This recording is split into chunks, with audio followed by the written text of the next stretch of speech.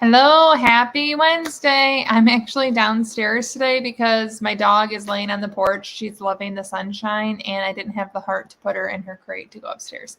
And she's not to be trusted alone yet. We're getting there, but we're not quite there. I hope you guys are having a great day. I'm actually having a really stressed day, I'll be honest with you. And it's actually a day where I'm really grateful for fasting because as I'm extremely stressed about a variety of situations, I don't feel like I mindlessly eat all day. Now, are there other ways that you can deal with stress? Yes. But in the past, I know I would have been eating my feelings most of the day, and it might still happen in my eating window today, but it's going to be controlled with time. And I'm really grateful for that. There are times where I can tell I want the comfort of food right now would be great, but I broke that habit as the default because I fast so much. So I'm grateful for fasting for that reason. I know that probably sounds silly, but I'm really glad that maybe my comfort is one of my best friends bringing me a blonde roast coffee today, and so having coffee, which you guys know, coffee is a comfort for me instead of food all day long. So I hope you guys are having a great Wednesday, a better Wednesday than me. It's nothing horrible. That sounds kind of dramatic, but it's just not. I mean, everyone can't have amazing days every day. So here we are having a crummy day and still fasting. Cheers to you if that's you as well. I don't feel like I have anything super exciting to talk about. There is the giveaway still. If you haven't entered that and you want to, it's going through December 25th, and then the winner will be chosen on December 26th. It's on the community page. There is a post about it where you can win Element and an Element kettle. So go check that out.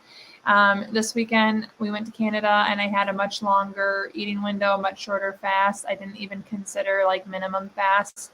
I still tracked it, so I had my streak, but I did enjoy kind of the break. But when I got home, I was ready to be back to OMAD. That is very exciting to me. OMAD being comforting and my norm, it felt good to get back to OMAD, even though I took a break this weekend. So we're going to get going on the hellos and talking to people. Hi, Patty. Happy Wednesday to you, too. I'm using my Christmas quilt. Absolutely love it. So thank you. So festive, and it feels great to be at night under a Christmas quilt. It's just something so cozy about it, and I love it. So thank you. Hello, Sunflower 69. Hi, George. Oh, in Arizona, I'm jealous. Even though it's super sunny here, it is frigid, and we're going to the dog park. I haven't been able to take Emmy to the dog park because we had a busier day. And she loves the sunshine, but I am not looking forward to it because it's so cold out right now. Hi, Cece. Sunflower saying hi to everyone else. Sunflower's in southern Utah. Guess what? And I see you said, hope your day gets better. I would love your input. We are, I think, for spring break this year, so 2024, going to fly into Vegas. And from Vegas, obviously I have 3 kids, and we're going to try to find some show, but just kind of the lights, the glitz, find good food spots, go to the Grand Canyon, and then also go to southern Utah. So try to hit Nevada, Arizona, and southern Utah. I was literally just looking up stuff in southern Utah. So I wish I could remember the name of the place. But my daughter really wants to try your drink. I can't remember what it's called even. Swag or something, sips. I don't know. Drink stations. They have them, but National Park. Oh, there goes my dog. But I would love your input if you have somewhere in southern Utah that we should go. Thank you very much for that. Hello from Florida. Love your channel so much, especially the holiday shopping. Thank you. I love sharing both of them. It's always fun to me when people follow both channels because obviously I don't really talk about fasting on the other one. And if I do, sometimes people think I'm nuts, but I love food, whether it's in my eating window or grocery shopping or meal planning. It's just fun for me. And I love when people connect on both because then I know we're kindred spirits. Rain and 75. I would 100% take that. But hello to you. Let's see. Good job. Thank God for fasting. No matter what happens, it's easy to continue on this path. Yes, it is. There's like a comfort in the ability to fast. And I definitely find comfort in that. And I agree. Thank God I found fasting, because in the past, stress was always just shoved down with food. And that's how I dealt with it. And I'm glad that I have to deal in other ways. Cece said, I started alternate day fasting. People say not to overeat on my up day. How do we know if we overeat? Diets say I need to eat 1,360 calories, and I hardly lose at that. I'm seeing I'm close to 2,000 calories on an up day. Any insight?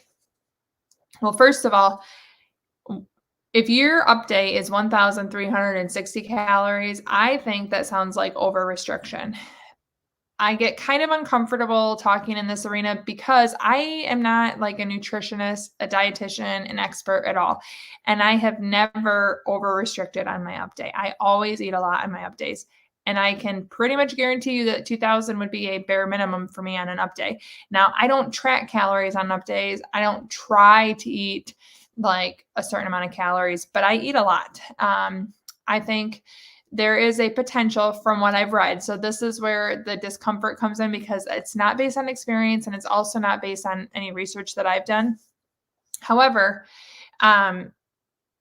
when you do a down day and you are severely restricting calories, whether you do the 0 or the 500 calories, and then your refeed day, if you are also restricting, your body is going to potentially panic or get in a mode where it feels like, hey, even when we're eating, we're not eating enough. So that makes it not tap into fat stores. It's going to not go to your stored fat for fuel, because it's going to worry that it's going to really need it in the future. Like, hey, maybe we're starving. So if we're not eating and then barely eating and then not eating and barely eating, it's going to do whatever it can to hold on to fat instead of losing it. That is my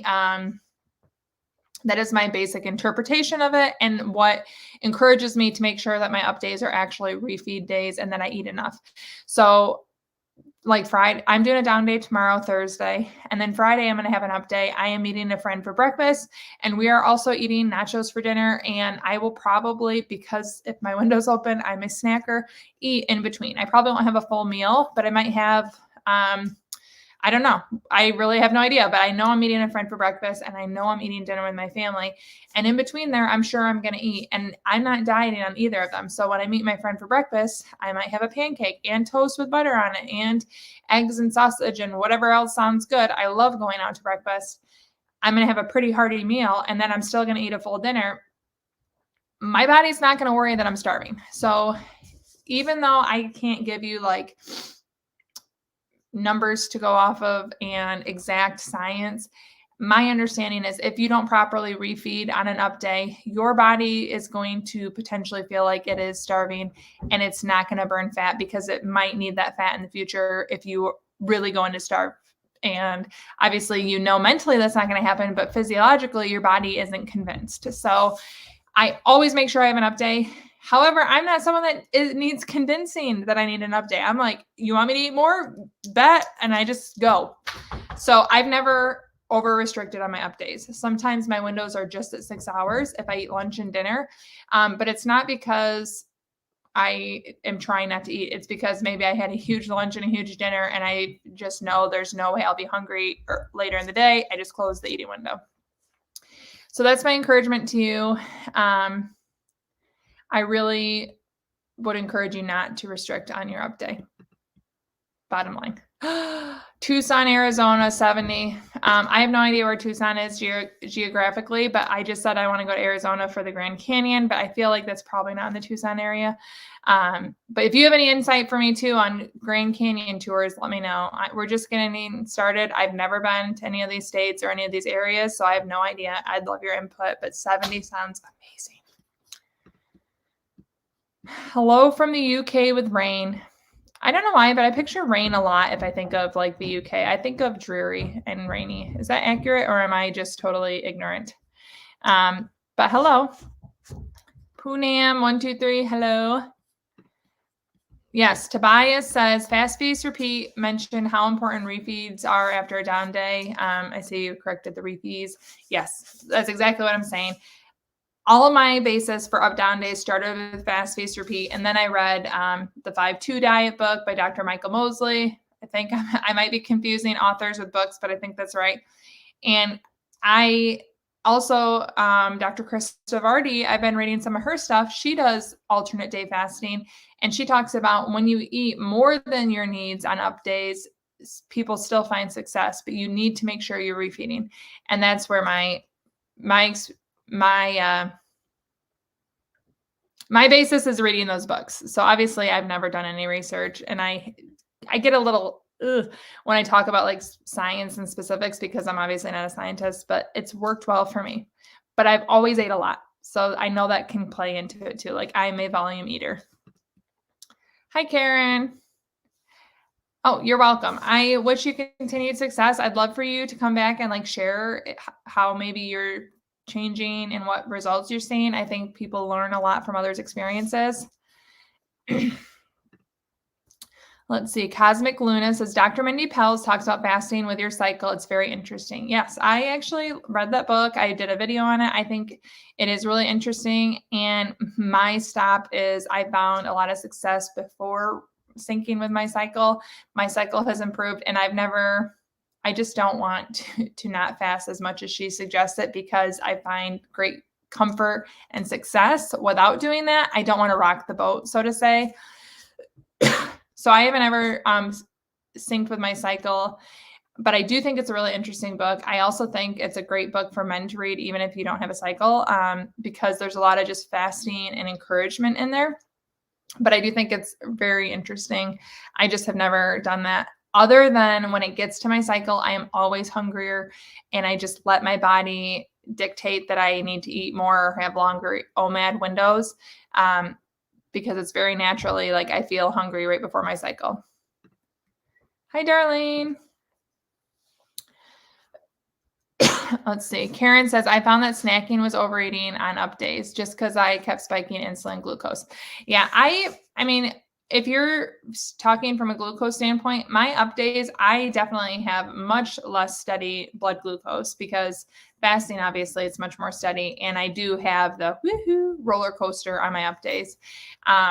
I actually feel like my eating habits dictate that I'm not as good of an ADFer as I am OMAD, because I get the benefit of a really long fast and a single eating window. I don't have the roller coaster.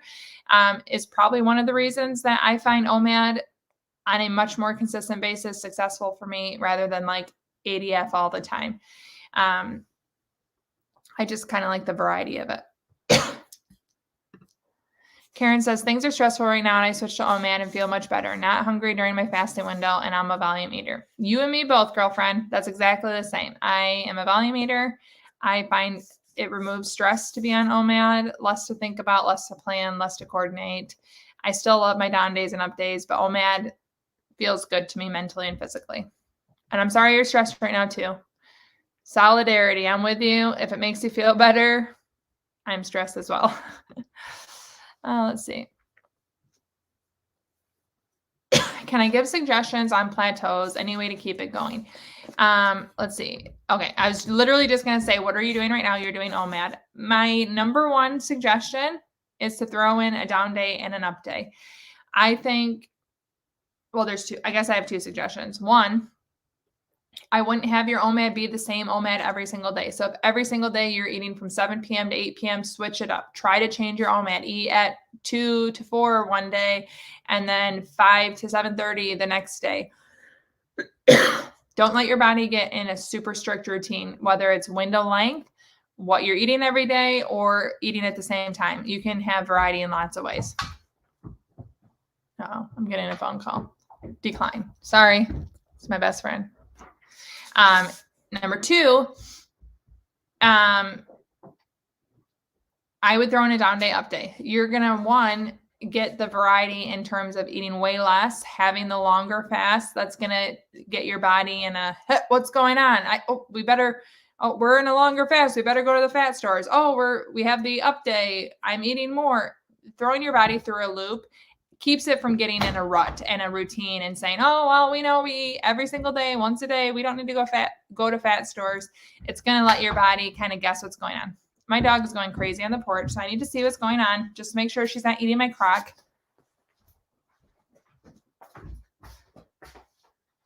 Nope, she's playing with a ball. Yay. I never know with her. So then, okay, so besides making sure you're not doing the same thing every single day, I would do the down day, the up day. It's going to get you less of a routine. It's going to give you the variety in an up day. I think personally, I found a lot of satisfaction in having the ability to have up days where I purposely plan, hey, I want to go to breakfast with a friend, which is what I'm doing Friday, but still eat dinner with my family. I think that variety is going to keep you from getting stale, but it's also going to keep your body kind of once you're metabolically flexible, you're going to be able to shift and kind of find success going with eating low and eating more. And then the OMAD, you're not going to have the same thing every day. So those are my 2 suggestions. Good luck. Report back if you try it. Now the dog wants in. Does one need an up day before a down day? Holiday season might bring a sudden up day on. No, I think you mean, do you need a down day before an up day? I honestly try my very best. Just like I'm taking you guys on the road. I try my best to do a down day before I do an up day. However, if that's not a possibility or something pops up and you want to live in the moment, let yourself. That is important for not only like your physical fasting success, but mentally as well. Like that is not going to be something, fasting isn't going to be something that's sustainable if you don't give yourself the ability to make last minute changes.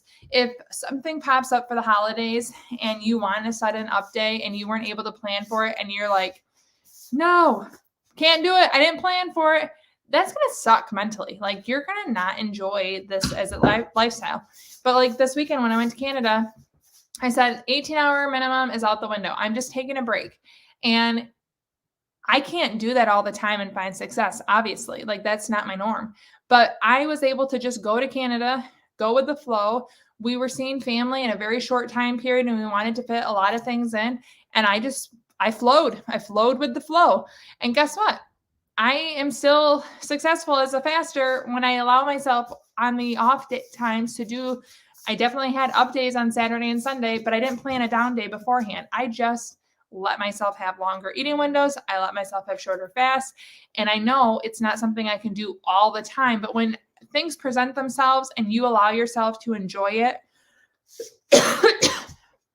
you're going to find success in the long term because it's sustainable, it's enjoyable, and what you do on a regular basis is much more important than the one-off where you seize opportunity. Now I've talked too much. Exercise 6 days a week. I'm guessing you're telling me that you do that. I don't exercise a ton. I walk. I do walk actually regularly, but I don't have like a routine. I actually like exercising, but it's more about time and getting in the rhythm of it. But I see you say thanks and I'll check back to you. I would love to hear back. Let's see. Grand Canyon, about 5 hours north of Tucson. Sharing the elevations with me, 20-degree difference in temperature, but always sunny and amazing. I can't wait. I honestly am so excited the thought of us going to the Grand Canyon. So wish me luck that it turns out. I think that's where we're going though. Hey, Mama and moderator. Okay, great. Glad we got the question. Let's see. Darlene says, sorry, I'm trying to pet her so she doesn't go off. I've been having a hard time sticking with OMAD this past week. My husband's job went on strike and I'm really stressed out. Ugh. You know, sometimes you got to deal with the mental needs of life. Like if you're stressed and need a little bit of a break from OMAD, I would give yourself that break if it's not bringing you comfort. Like right now I'm stressed and fasting is helping me to be less stressed because I'm in control of something, if that makes sense. But if it's not doing that for you, give yourself a break or even have longer OMADs or make your OMAD earlier in the day and have lunch with your husband or, you know, do what you need to do because dealing with the mental is important.